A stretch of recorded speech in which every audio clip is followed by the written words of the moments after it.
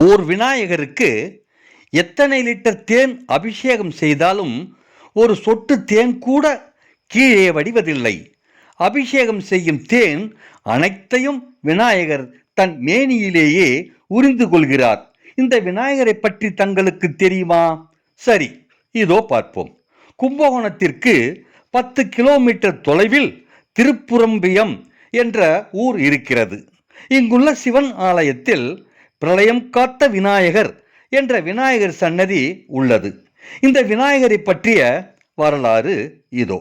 கிருதாயுகத்தில் ராகு கர்ப்பத்தில் உண்டான பிரளய வெள்ள பெருக்கி நின்று இத்தலத்தை அழியாது காக்குமாறு ஸ்ரீ சிவபெருமான் ஸ்ரீ விநாயக பெருமானிடம் வேண்ட, விநாயக பெருமான் பொங்கி வந்த சப்த சாகரத்தையும் ஓங்காரத்தை பிரயோகித்து திருக்குளத்தின் கீழ்திசையில் அமைந்துள்ள 7 கடல் கிணறு என அழைக்கப்பெறும் கிணற்றினுள் அடக்கி வெள்ளப்பெருக்கில் இருந்து இத்தலம் அழியாமல் பாதுகாத்தார். அதனால் இவர் பிரளயம் காத்த விநாயகர் என அழைக்கப்படுகிறார். அவ்வமயம் ஸ்ரீ வருண பகவான் நத்தைக்கூடு, கிளிஞ்சல், கடல் நுரை போன்ற கடல் பொருள்களால் இந்த விநாயகர் திருமேனியை உருவாக்கி ஸ்ரீ பிரளயம் காத்த விநாயகர் என போற்றி வழிபட்டார். முட்கள் போன்று இருக்கும் இந்த திருமேனிக்கு நித்தம் அபிஷேகம் கிடையாது.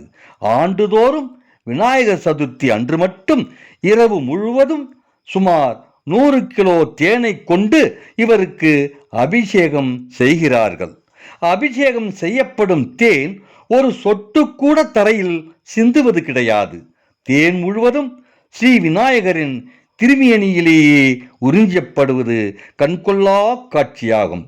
தேன் அபிஷேக நிறைவில் செம்பவள மேனியராய் காட்சி தரும் பிரளயம் காத்த விநாயகர் பக்தர்கள் கோரிய வரம் அனைத்தையும் நிறைவேற்றி வைக்கிறார். இங்கு வந்தால் 7 கடலை அடக்கி வைத்த கிணறையும் காணலாம். இப்பொழுது தெரிந்து கொண்டீர்களா? அபிஷேகம் செய்யும் தேன் அனைத்தையும் தன் திருமேனியிலேயே உறிஞ்சி கொள்ளும் விநாயகரை பற்றி. நன்றி, வணக்கம்.